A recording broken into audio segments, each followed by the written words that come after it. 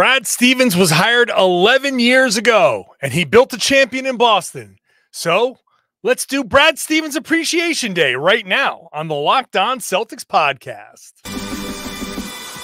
Thanks to Blockbuster Brand, it's holiday season, drop Drew in the mix. And 3 from KP, no we not on the Knicks. Flushing competition like Al on Giannis. Juice and Big Deuce, still Beantown's finest. Banner 18 going up in the rafters. Watch the C's gaining, locked on after. Karalis on the breakdown, clutch like a tip from D. White on the breakdown. John on the mic, documenting domination. Matter pen a back bay, it's all C's nation. Rain and Jay's how we started, raising banners, how we finish. Locked on Celtics pod, home of the winners. Hey there, welcome back to the Locked On Celtics podcast. It's right here on the Locked On Podcast Network, where it's your team every day. I got you covered every Monday through Friday with a free, fresh podcast that's dropped directly to your device. So make sure you're subscribed, watch the show on YouTube, or play the show at your Independence Day cookout, whatever you're doing here on the 4th of July. This is the 4th of July show. And I am here to provide you some entertainment for you and your Celtics fans, friends, to hang around, have some fun, and enjoy an appreciation of Brad Stevens all day. I'm John Karalis. I used to play a long time ago. Now I'm covering the Celtics for Boston Sports Journal. I'm a beat writer, and I'm also the author of Built Different, the commemorative book celebrating the Celtics' run to the 2024 championship. You can buy it anywhere at this point. If you're local in the Massachusetts area, in the New England area, check for it at your local stores, and always at triumphbooks.com/CelticsWin. Use the code Celtics24 for 25% off. Like I said, today is Brad Stevens Appreciation Day. Also, today is brought to you by Gametime. Download the Gametime app, create an account, and use the code LOCKEDONNBA for $20 off your first purchase of last-minute tickets. Terms apply. So Brad Stevens on July 3rd, 2013 was hired to become head coach of the Boston Celtics. I'm sure he did not expect for this to kind of go this way. He did get a duck boat ride. He is going to get a ring. He is the architect of the world champion Boston Celtics. I don't think he was expecting to be the architect. I think he was hoping to be the head coach of the world champion Boston Celtics. And they tried, no doubt about it. And I think step one for appreciating Brad Stevens is kind of appreciating what he was as a coach, and I think a fantastic head coach. Brad Stevens won 354 games as a head coach. He's currently 4th in Celtics history. He was nipping on the heels of Doc Rivers for 3rd. Was, let's see, 62 wins, 62 wins away. So one amazing season away from getting to 3rd place. But regardless, he had a lot of success as a head coach. And he gave us a lot of great moments as a head coach. He became known as the out of bounds play kind of specialist. Kind of understood that the simplicity of his plays were the magic of making them work, and he did an amazing job, I think, as a head coach. And if it wasn't for the pandemic, I think he might still be the head coach. He talked about being burnt out a little bit. And I think that stretch of the season shutting down, then going through pandemic and being kind of just trapped at home, which he loves his family. So I wouldn't say that's a negative by any means, but then you go from there to the bubble, short turnaround back to the season, another quick turnaround back to another season. I think that wore on him a bit. And I shouldn't even say, I think he's kind of admitted that it was a little too much, and the timing was right for Danny Ainge to kind of move on. He had come to the end of the road. I think him leaving opened the Celtics up to a new style of front office, and Brad Stevens coming in was kind of perfect for the Celtics. So the coaching part of who Brad Stevens was, especially most recently as a head coach, because Danny Ainge was a head coach too. But Brad, I think, well, first of all, was was the head coach while some of these guys were there. So he kind of understood this team to a level where other front offices don't, right? Even Danny Ainge with Jayson and Jaylen and drafting those guys. Yeah, he understood the team for sure. But being the head coach, seeing those guys every day, having that, being on the plane, being in these, on the road, on the bus, everything. It's just that little extra. And talk about a guy building a championship team and understanding what that team needs. It might be because he was the coach for so many of these guys that he got it. He knew exactly what made Jaylen Brown tick. He knew exactly what made Jayson Tatum tick.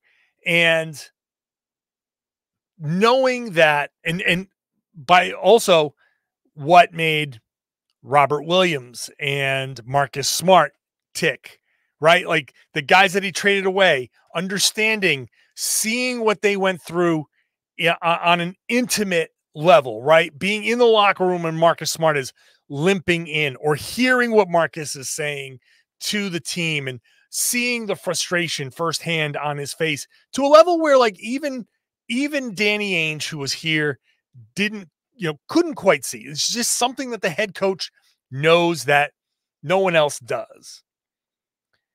And like the assistants report to the head coach, they don't go running to the GM, and the head coach is a filter, right? He doesn't tell the GM everything. Like Joe Mazzulla doesn't tell Brad Stevens everything, right? You kind of filter what goes up and what you need to keep in house and what you need to keep below, right? So Brad had that knowledge.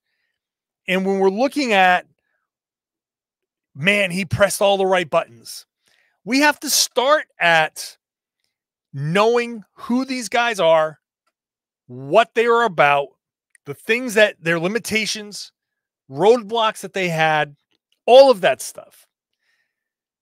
As a coach, seeing that, feeling it, thinking about, he could have said, hey, we can go do this. And hey, Danny, we should do this. But now you're going to the next level of Danny Ainge saying, okay, well, if we're going to trade this guy, here's my value for him. And we had gotten to a point where with Danny Ainge, I think post-Justice Winslow pursuit, I've said this a million times on the podcast, but I'll repeat it for the new listeners. When he was pursuing Justice Winslow in I forget what year that draft was, but when he was just offering was Miami, just all of everything. And they were like, no, we love him. And offering, by the way, Charlotte, everything. And they were like, no, we like, was it Kamenetsky that they drafted? Frank Kamenetsky, is that right? They went and really went hard after Winslow. Danny Ainge loved Justice Winslow to a point where he overpaid. He was going to willing to overpay. And I remember the comments of him coming out and basically saying, we almost made a huge mistake. Like Danny Ainge scared himself straight in that draft.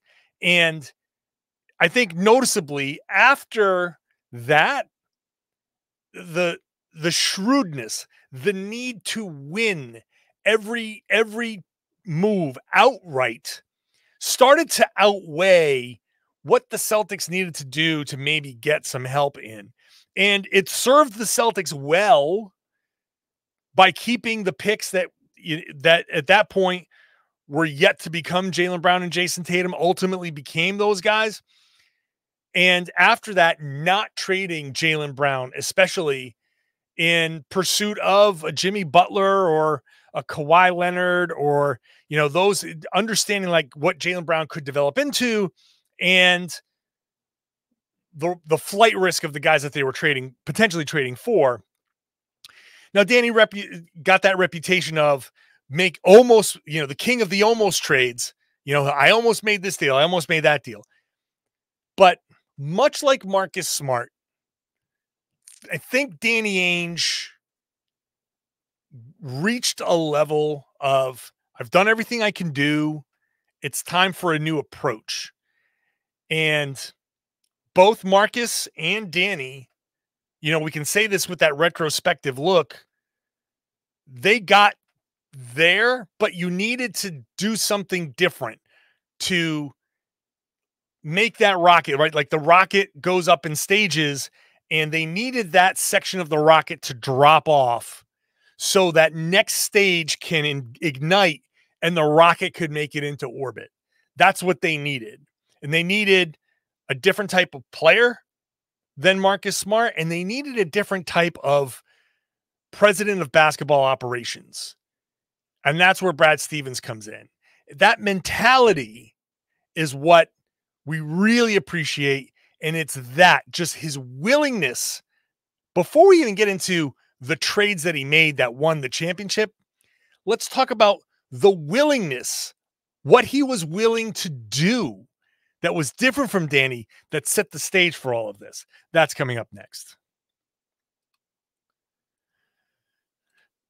Today's show is brought to you by Gametime. It's where you should be getting your tickets for last-minute events. Do you want to go to a Red Sox game? It's something that I plan on doing over the course of this summer. And I can just open up the Gametime app on my phone because they are an authorized ticket marketplace of Major League Baseball. It makes getting tickets faster and easier, and the prices on Gametime actually go down the closer we get to first pitch. So I can drive into Boston Park, go have a drink before the game, and then buy my tickets, because that's probably when I'm going to get the best deal. The last-minute deals, you can save up to 60% off on not just sports, concerts, comedy, theater, all those other things. Flash deals, exclusive in-app deals on select seats ahead of the game or your event. Zone deals where you pick the section, they pick the tickets for you to get you a little extra boost. When you toggle all-in pricing, then you see no extra fees, surprise fees at checkout, and your seat views give you the panoramic view from your seat, so you know what you're getting into. You know their lowest price guarantee has got you covered. 110% of the difference. If you find those same tickets somewhere else for less, you get credited for that. So download the Gametime app right now. Take the guesswork out of buying those Major League Baseball tickets. Use the code LOCKEDONNBA. You'll get $20 off your first purchase. Terms apply. Again, create an account. Redeem the code LOCKEDONNBA, LOCKED, LOCKEDONNBA, for $20 off. Download Gametime today. Last minute tickets, lowest price guaranteed. Thank you for making Locked On Celtics your first listen every day. Go check out Locked On Sports today, streaming 24/7 on YouTube and the Amazon Fire TV channels app. Put it on, leave it on. You get all the best sports talk, all the best conversation, all the top stories from across sports, and you don't have to sit through fake arguing, just contrived anger. No, real talk, real sports on Locked On Sports today. Brad Stevens takes over for Danny, and immediately you see the willingness of what he can tolerate as a GM or president of basketball operations.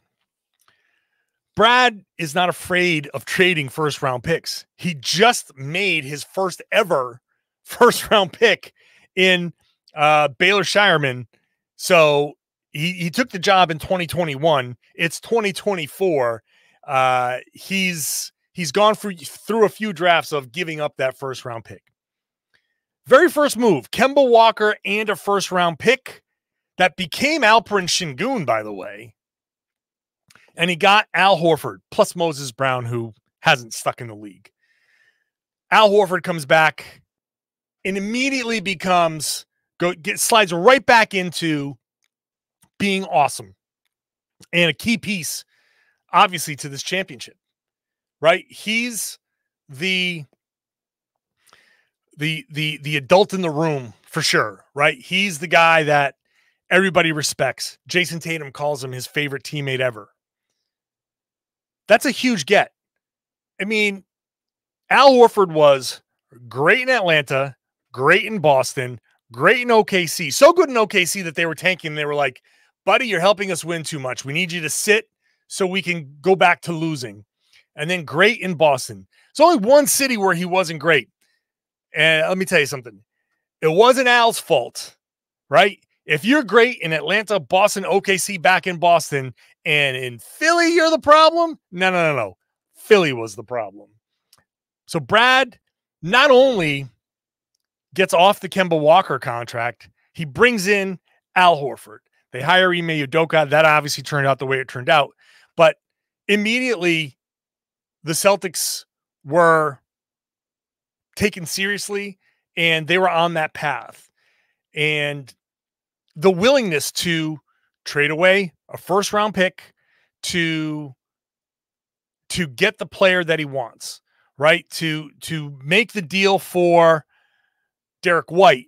And people were saying, you know, first-round pick and a 2028 pick swap, like basically 2 first-rounders for Derek White. Like, he's like, yeah, that's, first of all, that's the cost of doing business. And we like Derek White. But the cost of doing business was never an issue for Brad Stevens. It was never something that scared him away. If it costs a first-round pick, or it costs multiple seconds, or it costs the player that they can sit there and say, well, we kind of like this guy, but we can't do it, right?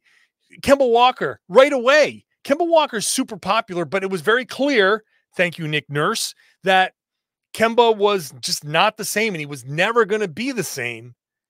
You had to make that move. You couldn't keep going with Kemba. And that was the move that made the most sense.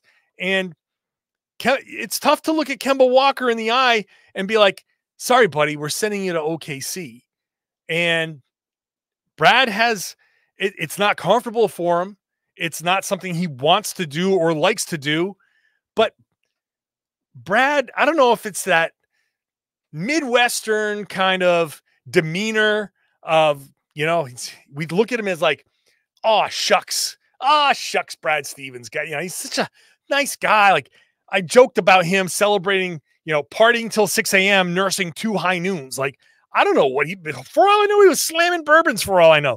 You know, like he is a former NBA coach. You know, when you're at the NBA level, you got to have like an ego to match, to push back on some of these players. Like, you got to have a little bit of an attitude. You can't be a pushover. You can't be super, super polite. Like, the perception of him and the perception that he puts forth with the media, and he is a nice guy, but like, I'm sure in a private moment with a couple of beers in him, you know, you get down to a guy that, come on, he's a real human being. And like, so anyway, I just picture myself having a beer with Brad Stevens and then just like, just being shocked, just like the look on my face, just that. I think that would be a good like sketch of Brad starts to talk and then he fades out, and it's just my face giving reactions, like horrified reactions to the things that he's saying, and whatever, because he's such an innocent looking guy. He's such a Midwestern aw shucks kind of perception. But either way, he has that like, he has that kind of killer in him, as far as like, hey, you know what? I'm sorry to bring you this bad news, but this is it. This is how it is. This is how we're moving forward. We're sorry, but thank you for your time in Boston.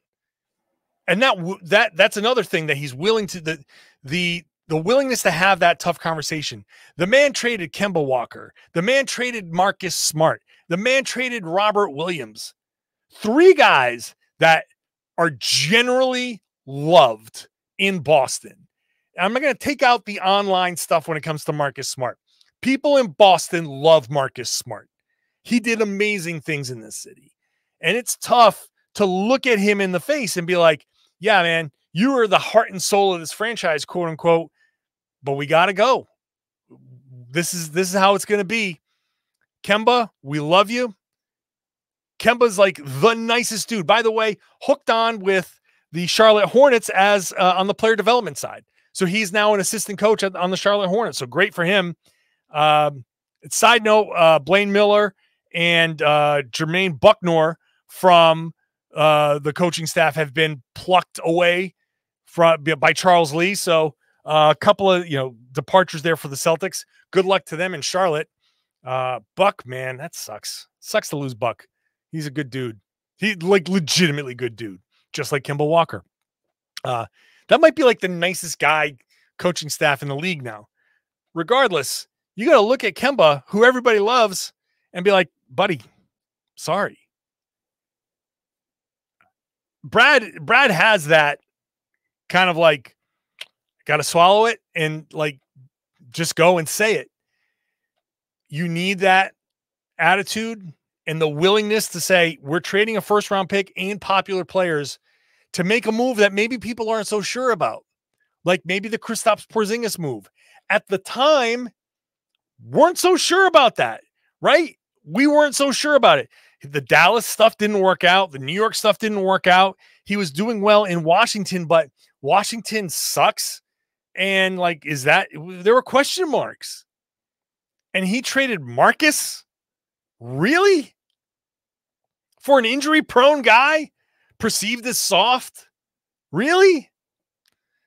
The guts to make these trades. Talk about that in just a second.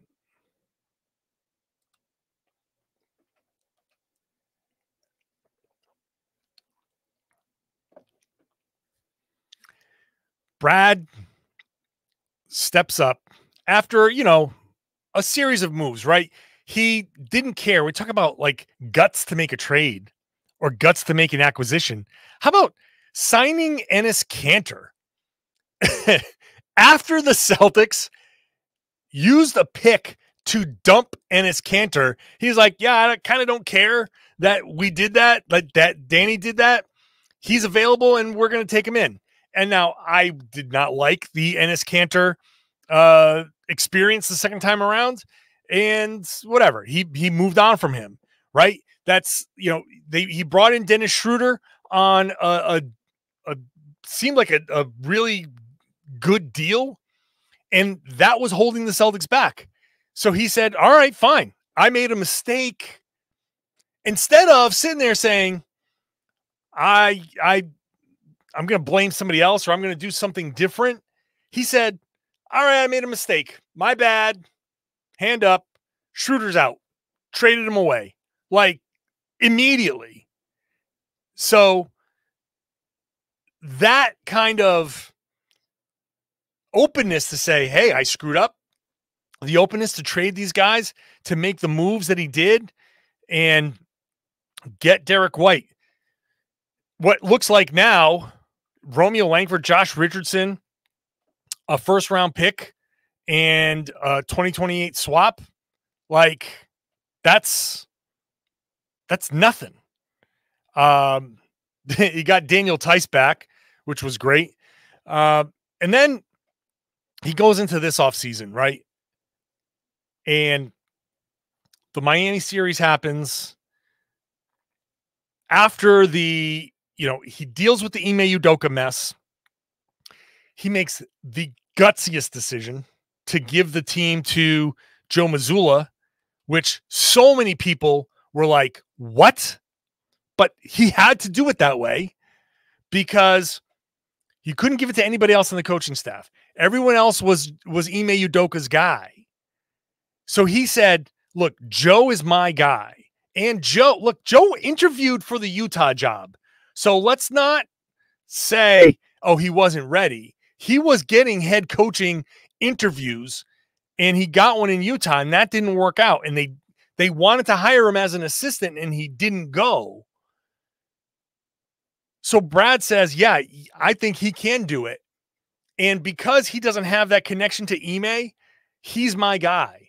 So it doesn't look like any one of the other assistants, like Damon Stoudemire, for example, is coaching. It's like Ime coaching through Damon, right? So he's like, I have to go through Joe Mazzulla. I believe in Joe Mazzulla. He's going to be the guy.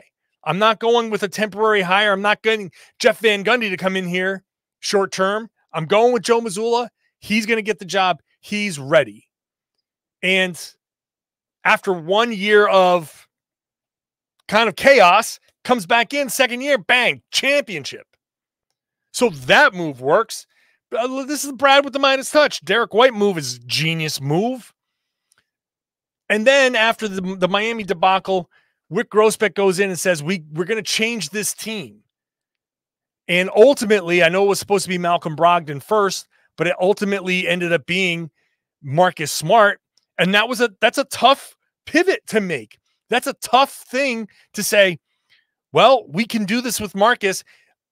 A lot of GMs wouldn't make that drastic a decision. A lot of people in Brad's position don't make some of these moves because they're trying to preserve their job versus trying to build a team. And Brad's just like, I've got to do what builds the team. And it's so smart. It's such a smart way to think about it, because if you just build a good team, they're going to win. Even if the moves are unpopular, even if the moves are questioned. I did podcasts after the Porzingis trade where it was like, are we sure? Is this going to work? Porzingis, for Marcus and like all the other pieces that went out, but is he gonna work? Is he gonna last? Is he gonna fit? Is he gonna be a personality problem? Is he gonna be some sort of issue? Nope. He comes in as the happiest dude in the world. Well, I've never seen anybody smile during the course of a basketball season as much as Kristaps Porzingis smiled in the 2023-24 season. I've also never seen anybody wink as much as he did. Always comes out, points to the crowd, and winks. He's just the happiest dude, the happiest guy to be in Boston. Another move, magic, boom, worked out. And so Marcus is gone, and we're talking about how's Porzingis going to work with Rob, and that could work. It could be something. And then Holiday comes along, and I didn't think the Celtics had what they need, because I was like, no, they're going to have to trade Robert Williams, and you're not going to trade Robert Williams. He was so important to what the Celtics were doing. And Brad's like, you know what? I am going to trade Robert Williams. Okay. Another one. Really? Malcolm Brogdon, the sixth man of the year, and Robert Williams, whose injuries are the things that derailed the Celtics. Like if he was healthy, who knows if they could have beaten Miami or gotten to the finals last season and all of that stuff. Like, Rob was kind of important. He was a real big piece to all of this. And Brad's like, nope. Gotta do it. Gotta move it. Gotta move him. And damn it all worked. It all worked. The guts to trade super popular players and understand, like, you know what? People will get over it the second the team starts winning. And that's the number one thing when it comes to trading away a popular player. If the team starts accomplishing its goal, people are going to be like, sucks that Marcus isn't here, but whoa, look at this. This is great. Like, did we once say this season, this is where we miss Marcus? This is where we miss Rob, right? No. Maybe there's one part somewhere in the maybe in the doldrums, maybe. But there was never, I didn't do a podcast sitting here at all, ever saying, if Brad Stevens had just waited, this wouldn't have happened. No. There's no second guessing. He saw needs. He executed the trades. He put a team together, and not only put the team together, constructed it in a way, understanding what was coming with the second apron, him, his front office, and then this extends into, like, all of this appreciation extends into Mike Zarin, extends into Austin Ainge, extends into everybody in that front office that has a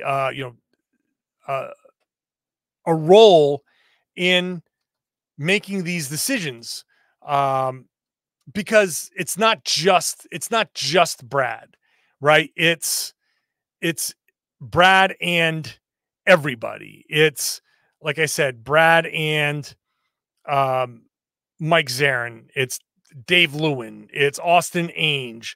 It's everything, Allison Feaster. It's everybody with a say in this decision-making process, and whatever their perspective is valuable. And Brad's just the guy that makes the final call. But seeing these needs and saying, fans will get over it if you put a winner on the floor. You've got to make these tough decisions, and my job is to make these tough decisions. And you don't take the job if you're not willing to do these tough things and have these tough conversations. You don't do that stuff. And as long as everybody understands, like, none of this is personal. You don't trade Marcus Smart because, oh, I hate Marcus Smart. You trade Marcus Smart because, you know what? The way this team is constructed, Kristaps Porzingis is more important right now. And the way this team was constructed after that, you trade Rob because Drew Holiday is available and kind of needed a Drew Holiday, especially to keep him away from some of the other competition. And you do what you have to do and build this team, understanding, as I was saying before, what the second apron is going to be, what the CBA is going to bring. And you start extending guys, and you make it a priority to get Derek White locked up, to get Drew Holiday locked up, to get Kristaps Porzingis locked up. Obviously, Brown and Tatum are easy ones, but you've now created a team that it's expensive and eventually is going to have to be broken down. But while everyone is cutting salary, the Celtics are just getting the band back together, and they're making another run in the 24-25 season. And they might be able to make another run in the 25-26 season. That team will get incredibly expensive. And that's another conversation for another time. But for now, we are in the midst of a 2 or 3 year window, which was what we've been saying for a while now. A 2 or 3 year window where the Celtics are, first of all, champions. And second of all, potential champions again and again.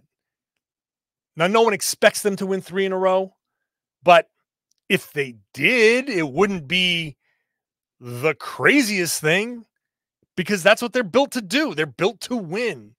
And if they win 2, that would be amazing. If they win 3, it would be just mind-blowing. But that's what Brad Stevens has at least made possible. The guy has done the best job. I mean, he's executive of the year for a reason. The job that he's done with a smile on his face and an attitude that's just, you gotta be like, oh, but this guy's the best. Like, you want to make him like the godfather of your kids. Like, you just feel like this is a guy that super nice. And he's built a team of nice guys. He's put a creative, created a whole front office and an incredible staff of nice people, nice men and women. Like, haven't met a jerk amongst them. And I'm looking. And if anybody knows about jerks, it's me. But they're not around. The Celtics are just so incredibly constructed. It's amazing. This 3-year run, whew, soak it up. We're through year 1. Soak it up. It's going to go away at some point, but like Tom Westerholm said, enjoy it while it's here, because these are the good years. And Brad Stevens is front and center, the guy that kind of put all this together and is the face of the front office that put this together. I don't want to shortchange everybody, but Brad's going to get all the credit, and that's how it goes. So thank you, Brad Stevens, for just putting together this team. an incredible team, the foresight, the guts to make the moves that you did, built a champion, built a sustained winner. And I thought he was a great coach. He's an even better executive. 11 years ago, July 3rd, was hired. He's been with this team for 11 years. Incredible. It's July 4th now. So hope you are enjoying your 4th. Hope you're, by the time you're getting to this part of the podcast, you've cooked all your burgers and chicken and hot dogs or vegan alternatives to all of those things. You're sitting by the pool. You're sitting with your friends. Hello, everybody at the barbecue, at the gathering. Have some fun. Enjoy the day responsibly. Everybody get home safe because I want everybody back to enjoy year 2, year 3 of this incredible run and to include me as part of the trip. I hope you enjoyed this podcast enough to subscribe. Hope you enjoy it enough to get onto that YouTube page, get into the comment section. Let me know what you think about Brad Stevens and all of these decisions. And I would love it if you shared the podcast and told everybody, hey, you should be listening to the Locked On Celtics podcast right here on the Locked On Podcast Network. It's your team every day.